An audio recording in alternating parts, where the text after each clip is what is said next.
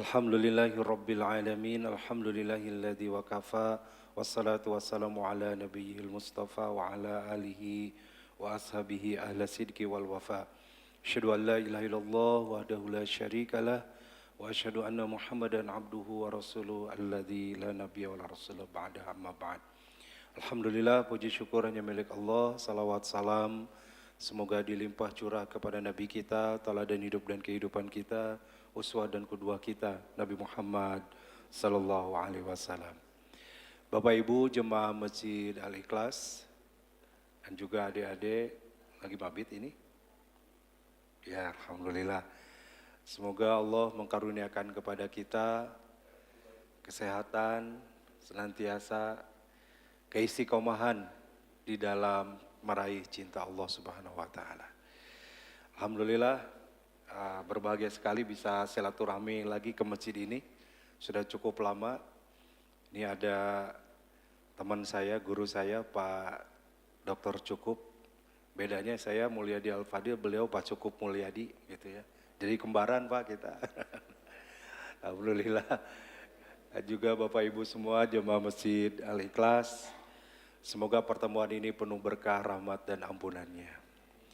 Alhamdulillah kita sudah berada saat ini di hari-hari emas ya. Kenapa disebut hari emas? Ini hari di mana kita ketika beramal mendapatkan amal pahala yang luar biasa dan mendapatkan cinta Allah.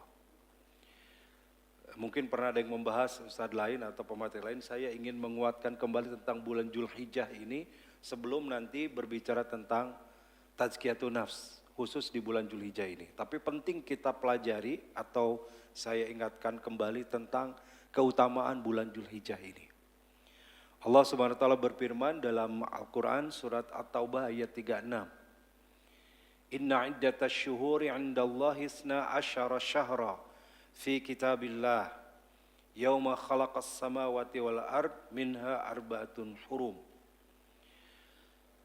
Inna iddatash syuhur, sesungguhnya bilangan bulan di sisi Allah 12 syahra, ada 12 bulan. Jadi baik bulan Masehi maupun bulan Hijriah, tahun Syamsiah maupun tahun Qamariyah itu ada 12 bulan. Tapi menurut para ahli tafsir, bulan ini, ayat ini menunjukkan kepada bulan-bulan Hijriah. Walaupun bulan Masehi juga 12 bulan. Hafal 12 bulan, bulan Islam? Halo? Hafal Bu? Rada kurang jawabannya. Adik-adik hafal? Yang hafal boleh pulang. 12 bulan ya. Ada 12 bulan. Coba baca sama-sama. Bulan pertama apa? Muharram. Kedua, Safar. 3, Rabiul Awal. 4, Rabiul Akhir atau Rabiul Tsani. 5, Jumadil Awal. 6, Jumadil Tsani atau Jumadil Akhir. 7, Rajab.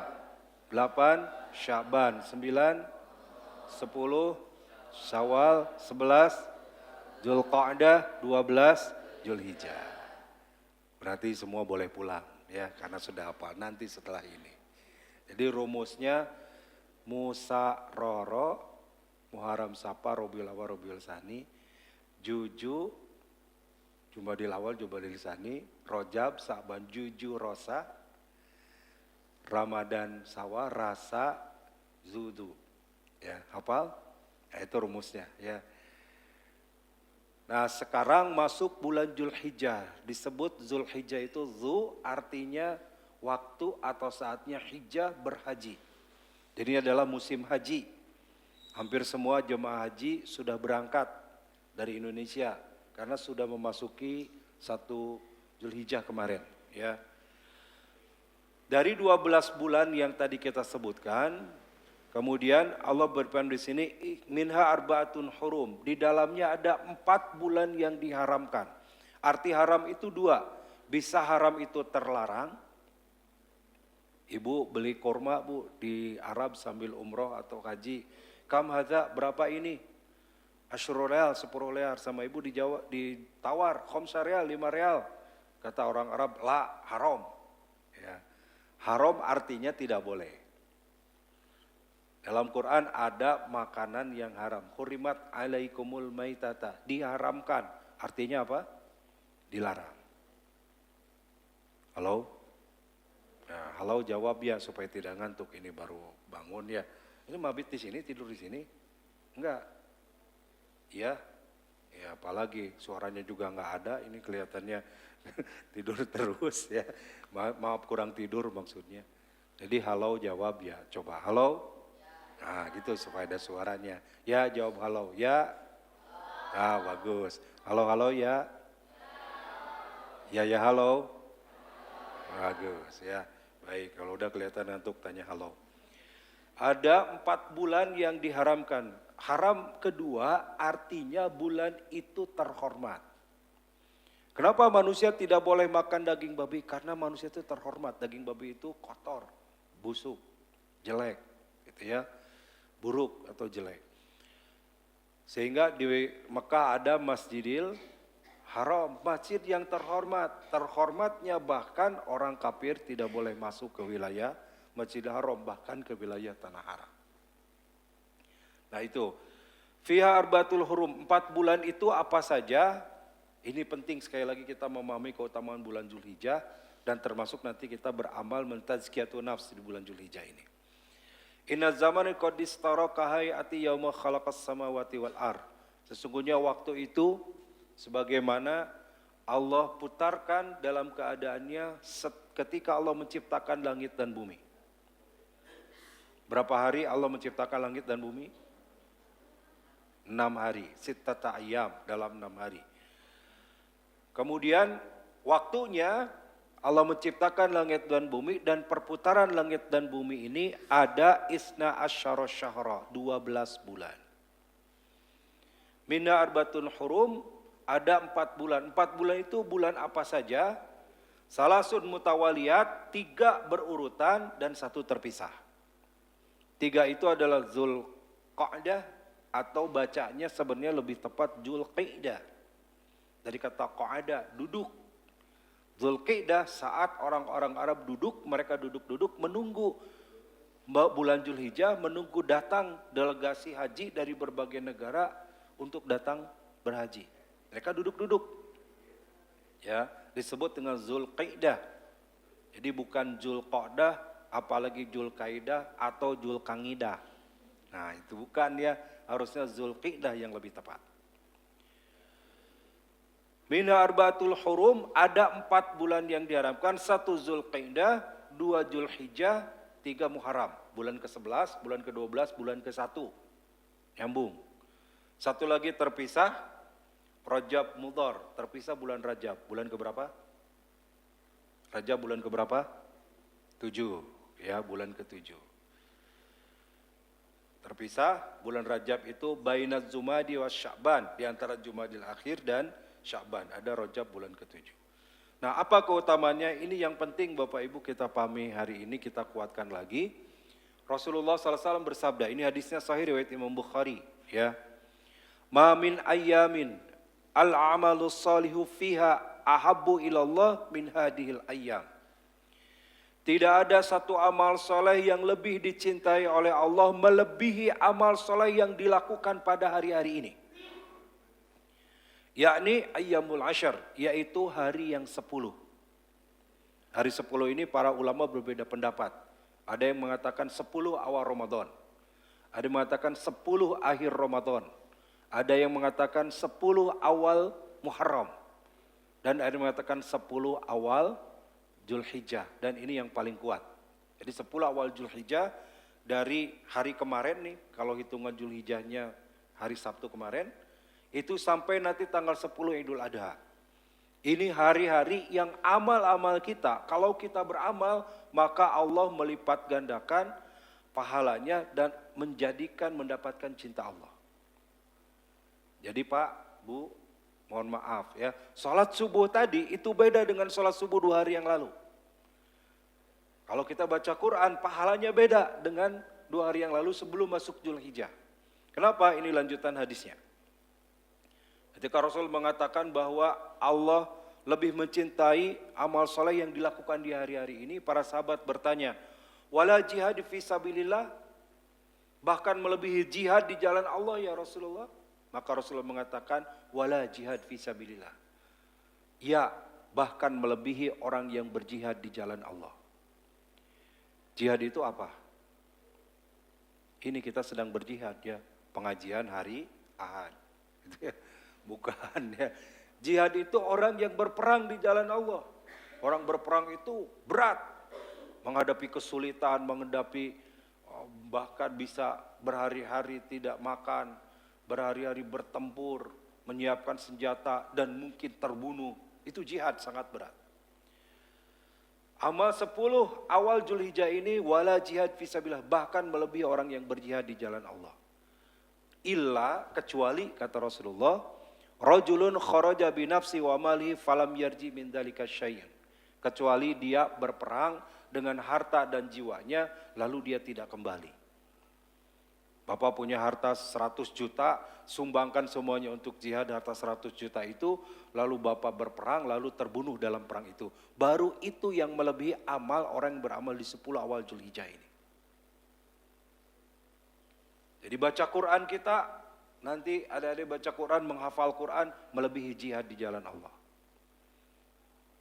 Kita sholat sunat tahajud, melebihi jihad di jalan Allah pahalanya. Maka ini harus kita kejar dengan amal-amal terbaik kita. Wa idza kana ahabbu ilallahi fa huwa afdalu indahu. Kata Imam Ibnu Rajab Al-Hanbali, kalau satu amal itu dicintai oleh Allah, karena dalam hadisnya tadi ahabbu ilallahi min hadil ayyam, Allah lebih mencintai, maka apabila amal itu lebih dicintai oleh Allah, fahuwa afdalu indallah, maka amal itu memiliki keutamaan di sisi Allah. Amal apa yang kita lakukan? Nanti poinnya sekali lagi Bapak Ibu kepada judul kita ya, bagaimana kita mengisi 10 awal Zulhijjah ini diantar dengan tazkiyatun nafs. Amal utamanya apa saja? 1, kita diperintahkan untuk berpuasa. Dari Hunaid bin Khalid, dari istrinya, beberapa istri Nabi SAW mengatakan, an ba'di azwajin Nabi. Ya, dari sebagian istri-istri Nabi SAW, qalat kana Rasulullah SAW, adalah Rasulullah SAW yasumu tis'adil hijjah. Rasulullah berpuasa di 9 Zulhijjah. 9 Zulhijjah ini maknanya 2, ada yang mengatakan 9 hari selama bulan Zulhijjah, Tis'adil Hijjah, atau mengatakan tanggal 9 bulan Zulhijjah. Ini ada 2 pendapat ya, karena disebutkan di sini Tis'adil Hijjah, 9 Zulhijjah. Wa yaum Asyura, ada saum Asyura, yaitu tanggal 10 Muharram. Ya, Asyura itu dikata Ashrun, artinya 10. Wa salasatu ayyamin min kulli syahr, 3 hari tiap bulan, itu disebut dengan ayyamul bid, puasa pertengahan bulan. Awalu isnaini min syahri wal khamis, juga berpuasa setiap hari Senin dan Kamis. Ini diantara beberapa puasa sunnah ya. Nah, jadi bulan Zulhijjah di sini disebutkan asyru tis'a Dzulhijjah, 9 di bulan Zulhijjah. 9 Zulhijjah ini sekali lagi ada yang memaknai tanggal 1 sampai tanggal 9. Di antara yang mempraktekannya adalah Ibnu Umar, sahabat Ibnu Umar atau Abdullah bin Umar. Ada ulama lain seperti Hasan al-Basri, Ibnu Sirin, Qatadah menyebutkan keutamaan berpuasa di hari-hari tersebut. Jadi di antara ada sahabat, ada tabi'in, mereka berpuasa dari tanggal 1 sampai tanggal 9. Adapun tanggal 9 saja juga tentu boleh, karena itu lebih memiliki keutamaan lain. Di tanggal 9 ada saum Arafah. Nanti ketika para jemaah haji wukuf di Arafah, 9 Zulhijjah kita yang tidak berwukuf, tidak berhaji, maka disunahkan berpuasa. Rasulullah menganjurkan puasa dengan kalimat saumul Arafah yukaffiru dunub sanatain, sanatil atiyah wa sanatil madiyah. Puasa Arafah Itu menghapus dosa 2 tahun. Setahun yang akan datang dan setahun yang lalu. Kalau gitu habis puasa bisa mencuri, kan sudah dihapus dosanya. Nah bukan ya, setahun ke depan itu artinya bukan kita berbuat dosa otomatis diampuni, otomatis dihapus, bukan. Tetapi kita dijaga oleh Allah, kalau puasa kita diterima, kita dijaga oleh Allah setahun ke depan untuk tidak melakukan dosa. Walaupun kita tidak ada yang tidak berdosa ya, artinya dijaga untuk tidak banyak melakukan dosa. Itu kan karunia Allah dari adanya puasa yang kita lakukan di bulan Zulhijjah tanggal 9 nanti. Atau paling tidak tadi disebutkan Senin Kamis misalkan Bapak Ibu. Nah Senin Kamis kita di bulan Zulhijjah ini, besok hari Senin kita puasa, itu pahalanya beda dengan Senin Kamis di luar Zulhijjah. Karena ini amalnya wala jihadu fisabilillah, bahkan melebihi orang yang berjihad di jalan Allah, artinya pahalanya besar berlipat ganda di sisi Allah. Halo? Ya, masih hidup berarti ya. Amal kedua adalah perbanyak takbir. Zikir dan takbir di bulan Zulhijjah ini. Wa qala Ibnu Abbas wadhkuru smallahu fiha ayyamin ma'lumat ayyamul ashar. Ibnu Abbas berkata, dan wadhkurullah fi ayyamin ma'lumat. Sebutlah banyak nama Allah di hari-hari yang ditentukan. Nanti ada istilah dalam Quran itu, ayyamun ma'lumat, ada ayyamun ma'dudat. Ya. Ayyamul ma'lumat, ayyamul ma'dudat di bulan Zulhijjah ini. Ayyamul ma'lumat kata para ulama itu tanggal 1 sampai tanggal 10. Ayyamul ma'lumat. Nanti tanggal 11 sampai 13 hari apa? Hari apa Bu? Hari tasyrik dalam haji. Itu ayyamul ma'dudat, hari yang berbilang bahasanya. Jadi saat jemaah haji setelah menyelesaikan segala aktivitas ibadahnya tanggal 10, tanggal 11 sampai 13 mereka melakukan jumrah. Jumrah, 3 jumrah itu di hari-hari tasyrik. Hari tasyrik juga hari penyembelihan. Karena Rasul bersabda, ayyamut tasyrik, ayyamul udhiyah. Hari tasyrik juga adalah hari sembelihan. Jadi kalau kita tidak sempat berkurban tanggal 10, bisa berkurban tanggal 11, 12, 13. Wa kana Ibnu Umar wa Abu Hurairah yakhrujani ila suq fi ayyamil ashr yukabbiran. Dan Abu Hurairah serta Ibnu Umar itu berkeliling di pasar bertakbir pada hari ke-10 itu. Ya, jadi takbiran itu tidak hanya di masjid. Dulu para sahabat itu dikeliling di keramaian orang takbir, bahkan ada yang memulai dari tanggal 1 Zulhijjah. Nanti tanggal 10 puncaknya sampai tanggal 13. Takbiran. Allahu Akbar, Allahu Akbar, Allahu Akbar. Di mana? Di pasar. Saya kira belum pernah ibu-ibu takbiran di pasar ya Bu. Di pasar mah ada juga yang istighfar. Kenapa istighfar? Kalau harga naik. Sabaran dong, 28. Astagfirullah, kembali 25. Gitu ya.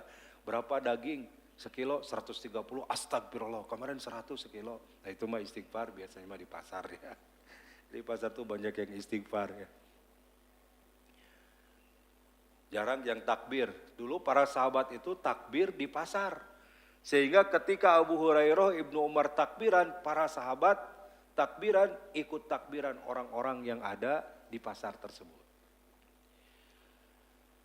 Yukabbirun nasu bi takbirihima. Orang-orang bertakbir dengan takbir keduanya, takbir Ibnu Abbas dan takbirnya Ibnu Umar dan Abu Hurairah.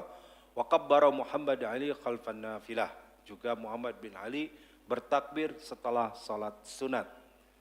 Jadi takbiran juga dilanjutkan setelah salat Id. Jadi sebelum Id, setelah Id dilanjutkan bahkan sampai tanggal 13-nya. Ketiga.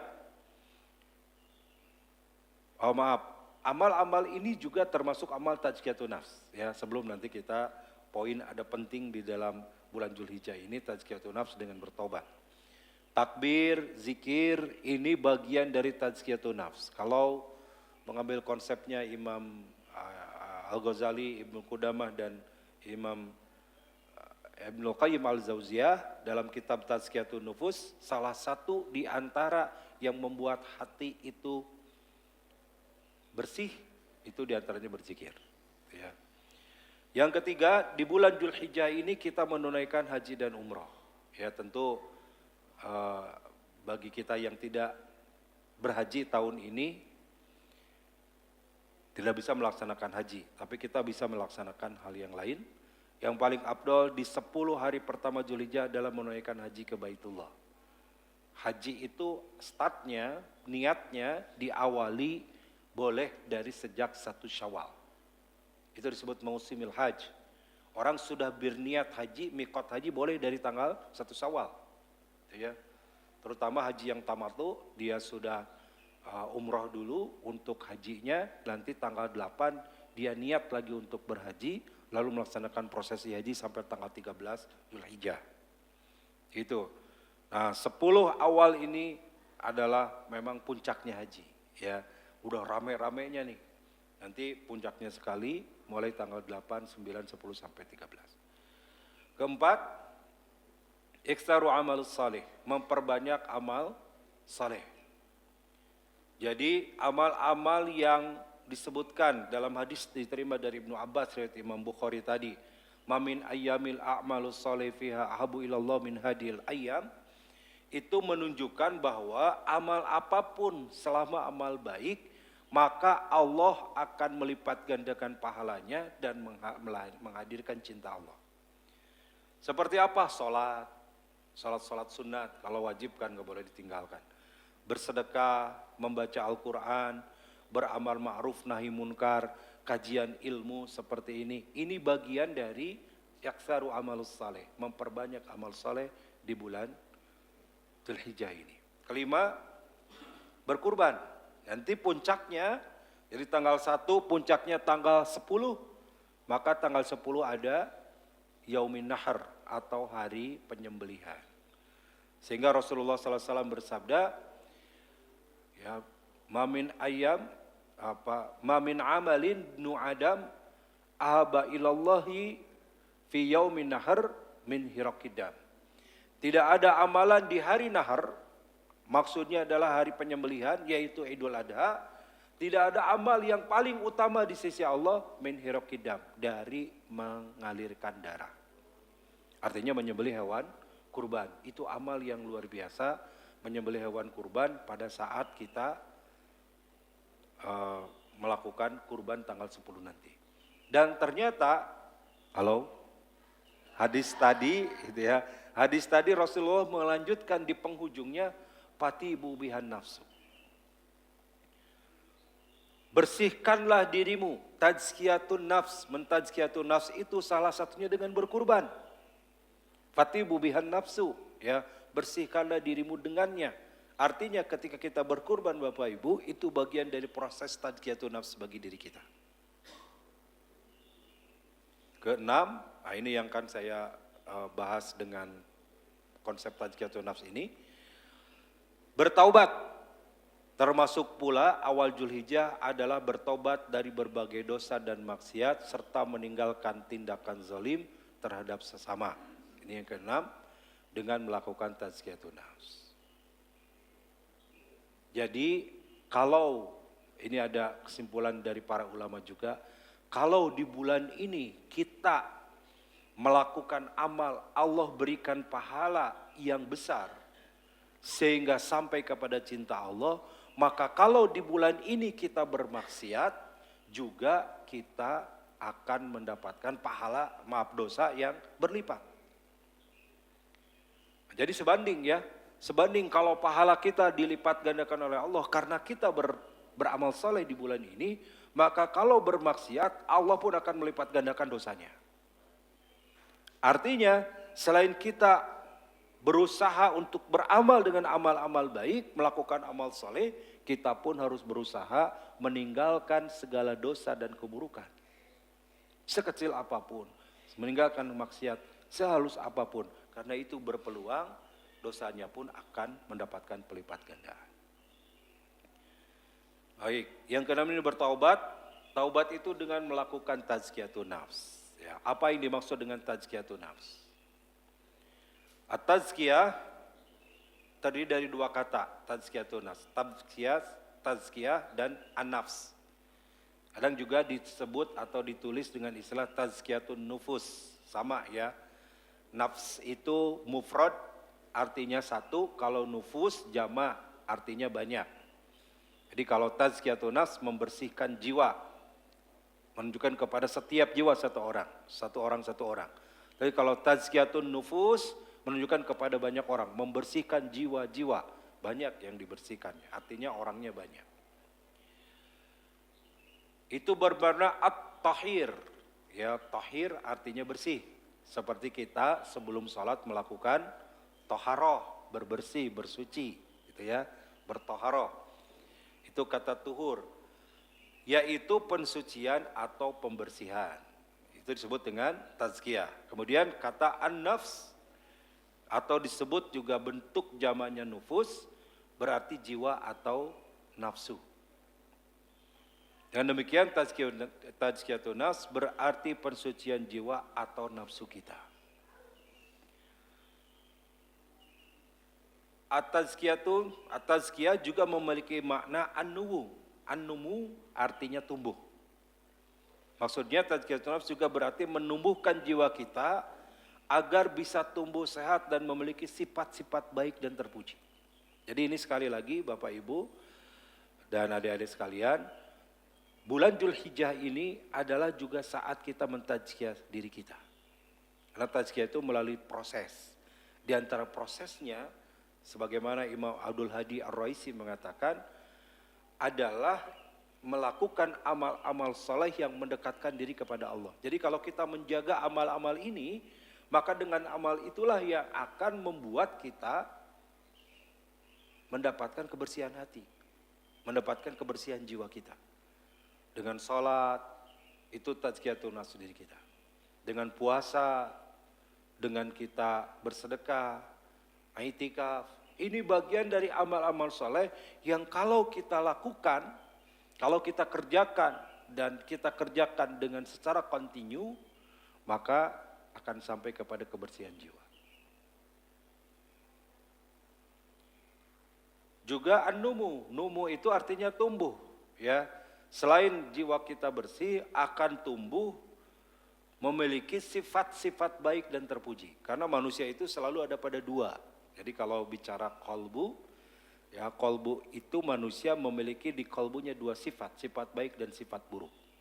Antar baik dan buruk ini setiap waktu akan saling berbenturan, tarik-menarik. Sehingga dalam Al-Quran, karunia Allah ini dititipkan memang ke dalam hati kita sebagai manusia. Dengan kalimat, fa'alhamaha fujuraha wa taqwaha. Maka kami ilhamkan kepada hati manusia itu fujur, dosa, keburukan, wa taqwaha, dan ketakwaannya. Jadi manusia berpeluang memiliki sifat baik dan berpeluang memiliki sifat buruk. Sifat baik buruk ini dari mana? Sifat baik buruk ini berawal dari hati kita. Jadi kalau kita berperilaku baik, karena memang hatinya baik. Kalau orang berperilaku buruk, karena hatinya buruk. Fa'alhamaha fujuraha wa taqwa, sudah Allah ilhamkan keduanya. Sifat baik maupun sifat buruk. Ya. Lalu ayat selanjutnya, qad aflaha man zakkaha wa qad khaba man dassaha. Beruntunglah orang-orang yang membersihkannya.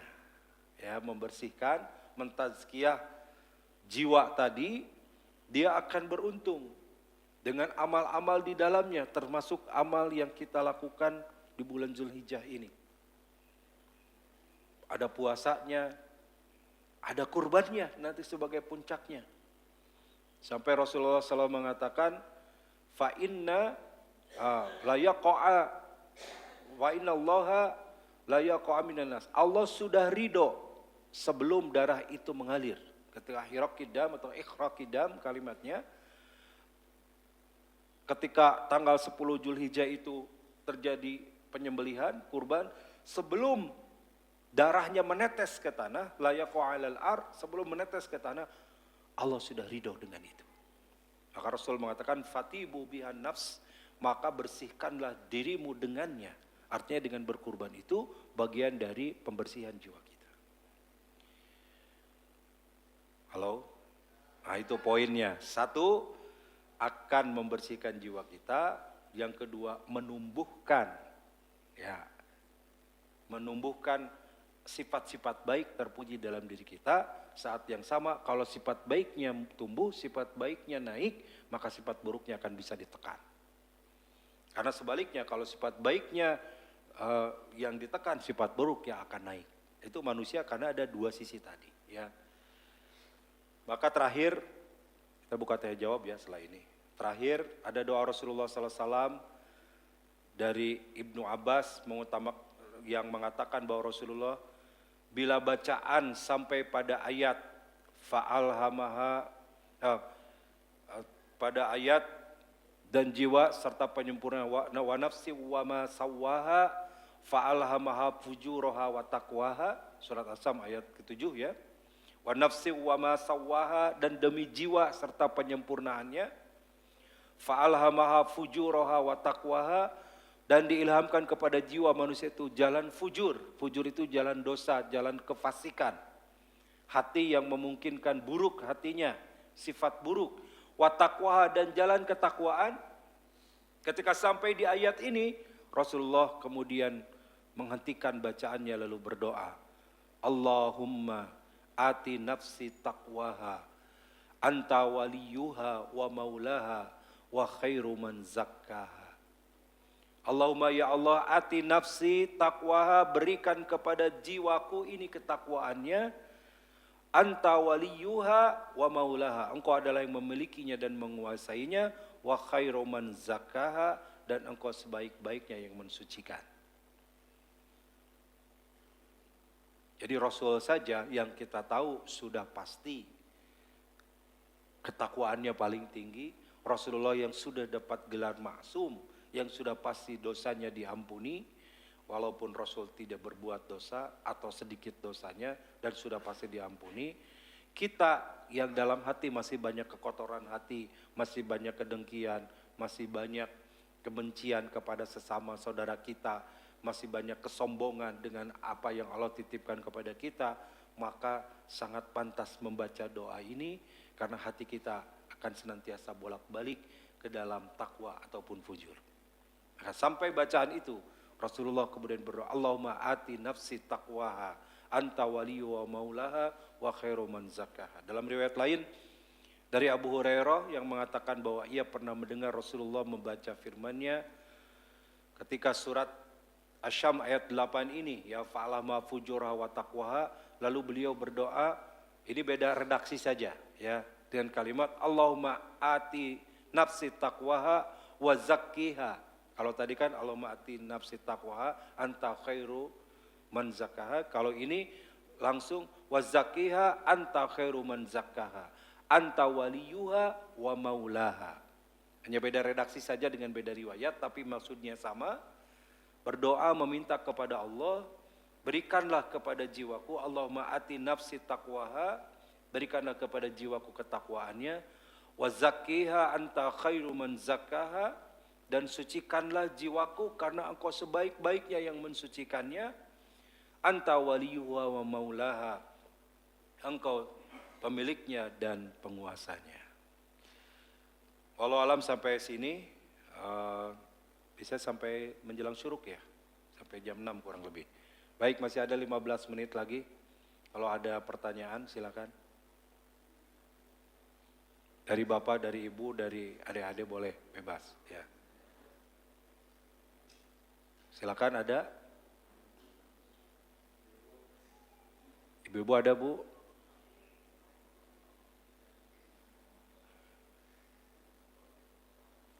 Dacan ayah, Pak Sokup? Ayah Ustaz. Mangga.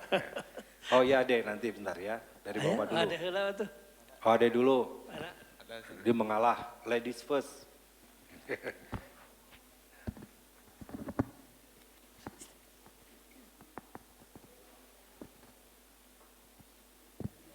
Bismillahirrahmanirrahim. Assalamualaikum warahmatullahi wabarakatuh. Waalaikumsalam warahmatullahi wabarakatuh. Ustadz izin bertanya, kalau misalkan puasa Padang Arafah itu dari tanggal berapa sampai tanggal berapa. Terus kalau yang dari tanggal 1 sampai tanggal 9 itu puasa apa namanya Ustaz? Baik. Mungkin itu aja pertanyaannya. Ya, terima Syukran, kasih. Ustaz. Bagus sekali ada pertanyaannya ya. Jadi memang eh, terjadi perbedaan pendapat tentang puasa awal Zulhijjah ini. Ada yang mengatakan, oh tidak ada secara khusus puasa bulan Zulhijjah. Ada ya, sehingga puasanya tanggal 9 saja. Karena hadis di sini ya sumutis adil hijjah, berpuasa 9 Zulhijjah. 9 itu adalah awal Zulhijjah, tanggal 1 sampai tanggal 9 dimanainya, atau tanggal 9 saja. Itu ya. Sehingga kalau mau tanggal 9 saja, maka itu tidak lepas atau apa, itu aman ya, tidak masuk kepada perdebatan. Tanggal 9 semua sepakat itu ada. Yang disebut dengan saum Arafah. Puasa pada saat jemaah haji sedang wukuf di Arafah. Maka disebut saum Arafah. Walaupun terkadang pernah terjadi tahun lalu, saya tidak tahu ya apakah tahun ini berubah atau tidak. Karena biasanya Arab Saudi itu baru mengumumkan kapan wukuf itu di tanggal 5. Saya dengar walau alam benar atau enggak informasinya, kemungkinan beda juga tahun ini ya. Tahun-tahun lalu pernah berbeda Arab Saudi dengan Indonesia waktu kurbannya. Sehingga kalau tanggal kurban 10-nya berbeda, tanggal 9 otomatis berbeda. Nah, ini yang jadi perbedaan, maka ada yang puasanya itu tanggal 9 di hari sebelumnya. Contoh misalkan kalau nanti kita Idul Adha yang di kalender kita dan sudah diumumkan di Indonesia tanggal 1-nya kemarin, hari Sabtu tanggal 8, berarti lebarannya atau Idul Adha tanggal 17, maka saum Arafah kita tanggal 16. Tandain Bu ya, kasih tanda merah, kasih bulatin di kalender, tanggal 16 Juni itu tanggal 9 Zulhijjah di kalender kita. Ternyata Arab Saudi misalkan itu tanggal 15 wukufnya. Nah ini yang sering perbedaan. Ada yang tetap saya mau puasa Arafah, maka puasanya tanggal 15 tidak tanggal 16. Tapi ada juga yang tanggal 16 karena berdasarkan puasanya 9 Zulhijjah tanggal 9. Itu ya. Nanti silakan diambil sesuai keyakinan kita. Biasanya memang di Indonesia terjadi dua pendapat kalau ada perbedaan dengan Arab Saudi. Kalau tidak ada perbedaan berarti aman. Mudah-mudahan tidak ada perbedaan tahun ini. Nah kemudian tanggal 1 sampai tanggal 9 puasa apa deh? Tadi bertanya. Puasa Zulhijjah ya. Dan itu dipraktekkan oleh beberapa sahabat. Di antaranya Ibnu Umar. Ibnu Umar itu Abdullah bin Umar. Periwayat hadis beliau, sahabat yang banyak meriwayatkan hadis. Kalau Ibnu Umar melakukan, Rasul tidak melarang, berarti ada tikror di situ. Ada kesepakatan dari Rasulullah. Artinya dibolehkan, gitu ya. Ulama seperti Imam Hasan Al-Basri, beliau ulama tazkiyatun nafs juga. Ada Ibnu Sirin, Qatadah, tabi'in, tabi'ut tabi'in. Mereka melakukan puasa di hari-hari itu. Artinya di 10 awal Zulhijjah, dari tanggal 1 sampai tanggal 9. Kalau tidak, paling tidak saya nganjurin buat Bapak Ibu, adik-adik semua, tanggal 9 nanti puasa dan tambahin Senin Kamis. Karena Senin Kamis yang kita lakukan, besok Senin kita puasa beda dengan Senin Kamis sebelum Zulhijjah ini. Beda dengan Zulqa'dah, dengan Syawal atau bulan-bulan lain di luar Ramadan. Ya, jadi minimal kita dapat 3 tuh. Tanggal 9-nya, kemudian hari Senin, tanggal 3, dan hari Kamis. Tanggal Senin, Selasa, Rabu, Kamis, tanggal 6 ya. Jadi tanggal 3, tanggal 6, tanggal 9. Dapat 3 puasa yang pahalanya luar biasa. Dapat melahirkan cinta Allah. Begitu deh. Maka silakan yang lain. Mana mic-nya? Ada nanya lagi? Ya silakan. Boleh, silakan.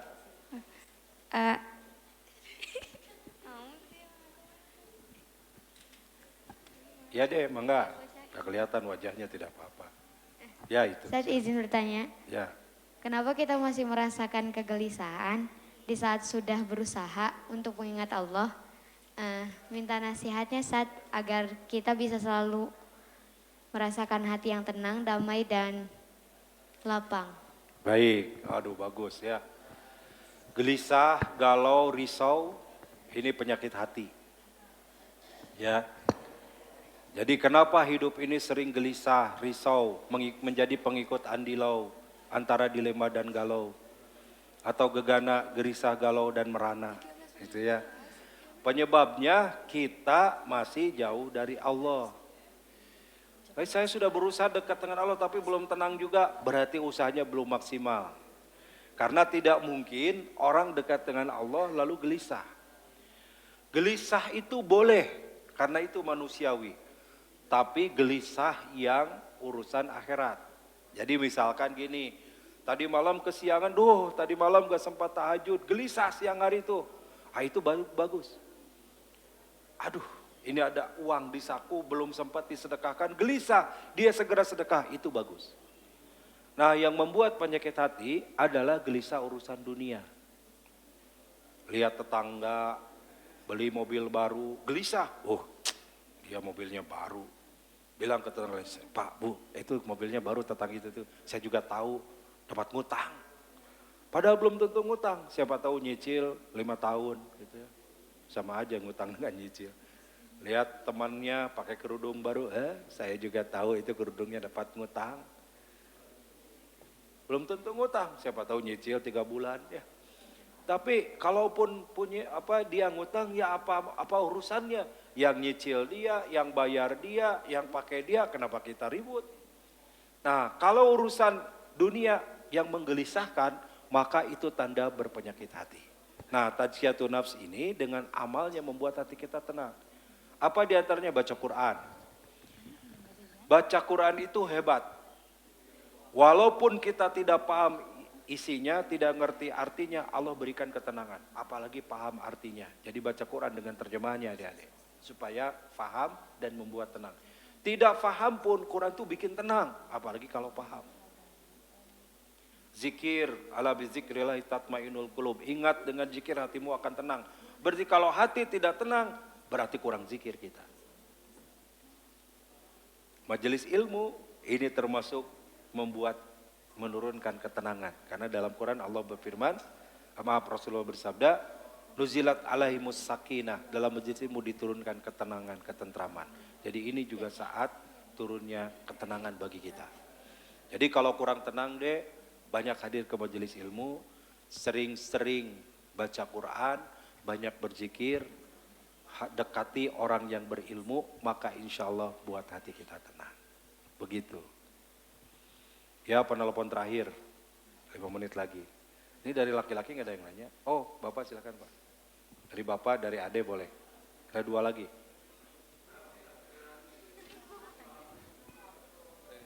Takbiran.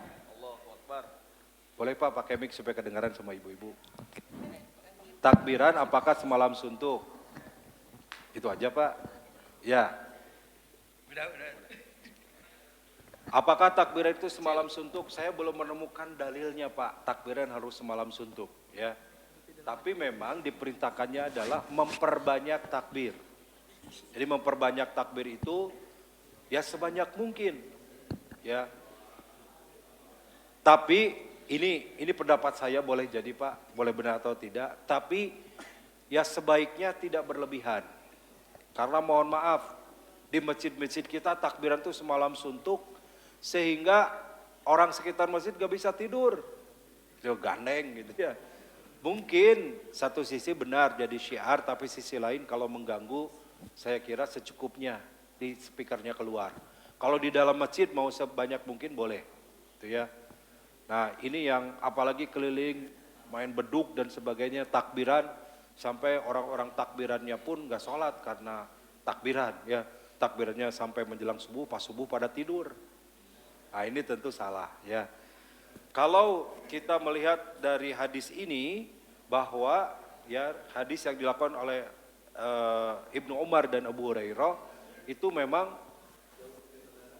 berkeliling pasar, kemudian diikuti oleh orang bertakbir dan melakukan itu sampai selesai bulan selesai ayyamul ma'dudat, sampai selesai tanggal 13 bulan Zulhijjah. Jadi sebelum maghrib itu masih bisa takbiran. Dan teknisnya bebas Pak, artinya bisa di rumah, bisa di jalan, bisa di masjid, bisa di pasar, bisa di mana saja. Dan juga tidak mesti bareng-bareng, kalaupun sendiri tetap bisa takbiran. Itu, apakah harus semalam suntuk? Setahu saya tidak ada kewajiban untuk semalam suntuk, itu yang penting Pak. Apalagi kalau terasa mengganggu, ya sebaiknya tidak usah sampai tengah malam. Secukupnya saja, nanti takbiran lagi pagi, takbiran lagi mulai fajar, itu lanjutkan sampai tanggal 13. Begitu Pak. Terakhir, Adek. Bismillahirrahmanirrahim. Ustaz, izin bertanya, kan tadi dijelasin ada 4 bulan haram. Ya. Yang 3 itu apa? Berturut-turut. Nah yang satu lagi terpisah. Ada nggak sih Ustaz hikmah dibalik terpisahnya bulan yang haram tersebut? Baik. Ya. Walau alam hikmahnya apa ya, tetapi memang ini sudah disepakati sejak masa jahiliyah. Jadi disebut bulan haram itu pada masa jahiliyah pun, sebelum ayat ini turun, orang-orang Arab sudah terbiasa di bulan-bulan ini tidak melakukan peperangan. Jadi haram di situ, haram pertikaian, haram peperangan, haram saling bunuh. Walaupun di ayatnya, ya artinya kalau mereka melakukan kezaliman, ya mereka tiba-tiba memerangi, boleh membela diri, boleh mempertahankan diri. Tapi sesungguhnya disepakati tidak boleh, karena pernah satu saat memang terjadi orang-orang kafir itu dengan dibantu oleh orang munafik memerangi kaum muslimin pada saat berhaji. Sehingga pernah Rasulullah pun akan umroh waktu itu terusir dan Rasul singgah dulu 1 malam di Ji'rana. Ji'rana juga menjadi mikotnya orang-orang yang berada di Mekah sampai saat ini, gitu ya. Nah, di sini ada kalimat fala tadlimu fihinna anfusakum wa qatilul musyrikina kafah kama yuqatilunakum kafah. Ya. Perangilah orang musyrik itu semuanya sebagaimana mereka memerangi kalian semua. Jadi kalau mereka memerangi, kita perangi lagi. Tapi sebenarnya di bulan itu dilarang untuk berperang. Hikmahnya adalah satu, tentu karena itu bulan Zulhijjah, maka bulan Zulhijjah itu aman, tidak terganggu orang-orang yang berhaji. Dari persiapannya 1 bulan sebelumnya dan dari dari setelahnya. Kadang haji itu tidak selesai di bulan Zulhijjah semua, ada yang sampai lintas bulan Muharram. Indonesia jemaah hajinya 40 hari. Datangnya sebelum hajian, pulang itu sudah masuk Muharram. Artinya Muharram hikmahnya orang yang haji bisa aman terjaga. Kenapa Rajab terpisah? Ada juga keutamaan di bulan Rajab. Salah satunya Rajab ini adalah persiapan menjelang bulan Ramadan. Rasulullah menyiapkan Ramadan itu bukan dari beberapa hari, tapi 2 bulan sebelum Ramadan tiba. Ya, bulan Rajab, bulan Sya'ban, baru Ramadan. Dengan kalimat doa, Allahumma barik lana fi Rajab wa Sya'bana wa balikna Ramadan. Begitu deh. Terima kasih Bapak Ibu. Ya, terakhir ya, Pak cukup sudah jam 6. Terakhir maka terakhir ya sudah bisa sholat syuruk setelah ini.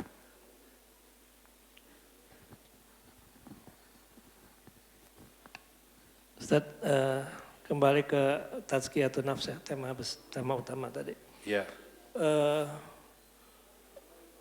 Tazkiyatun nafs ini manusia, ilmu dan peran Allah Subhanahu wa taala itu seperti apa? Karena dalam surat Al-Bayyinah misalkan itu kan disampaikan wa ma tafarraqal ladzina utul kitaba illa perpecahan itu terjadi justru setelah ilmu itu datang kepada mereka.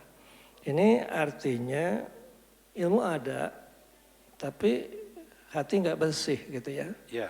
Nah ini kondisi seperti apa yang harus dilakukan? Karena untuk menghindari hasad ini susah ya. Karena ayat itu sudah menjelaskan orang yang berilmu saja kemungkinan itu akan terpecah belah.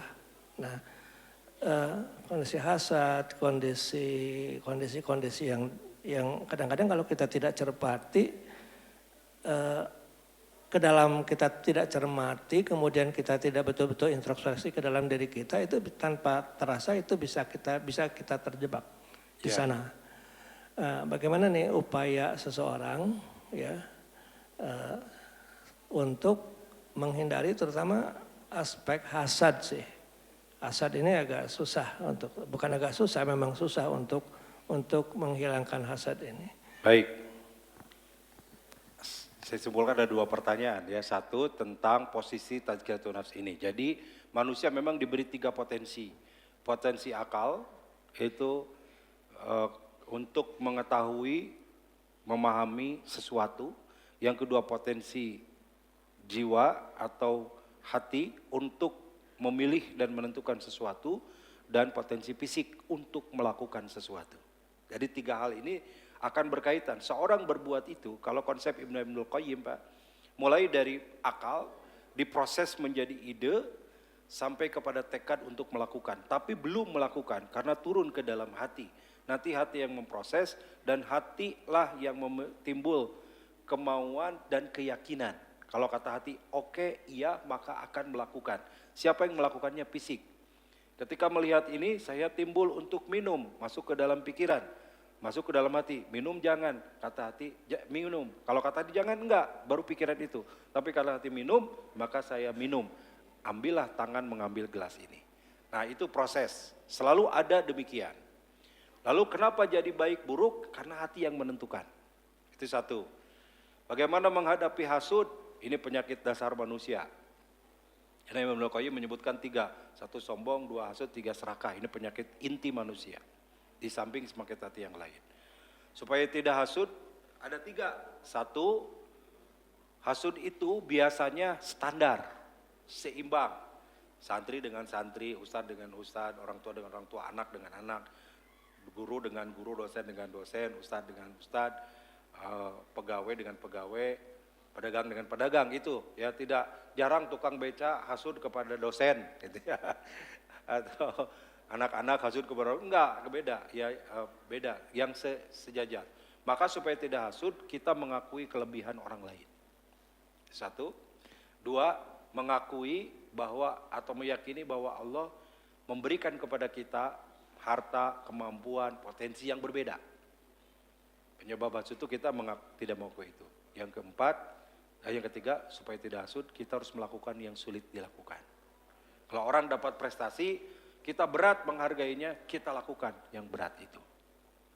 Singkatnya begitu Pak, agak panjang sebenarnya penjelasan, 1 sesi minimal ngatasin hasud ya di pembahasan tazkiyatun nafs.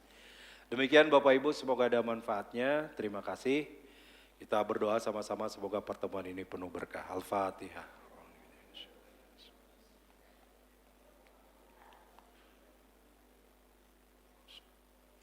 Allahumma salli wa sallim wa barik ala Muhammadin wa ala alihi wa sahbihi ajma'in, amin. Allahumma gfir lil mu'minina wal mu'minat, muslimina wal muslimat, al ahya'i minhum wal amwat, innaka qaribun mujibu da'wat wa yaqadi al hajat. Allahumma yassir lana umurana wa hasil maqasidana ya dal jalali wal ikram. Allahumma ati nufusana taqwaha wa zakiha, anta khairu man zakaha, anta waliyuha wa maulaha.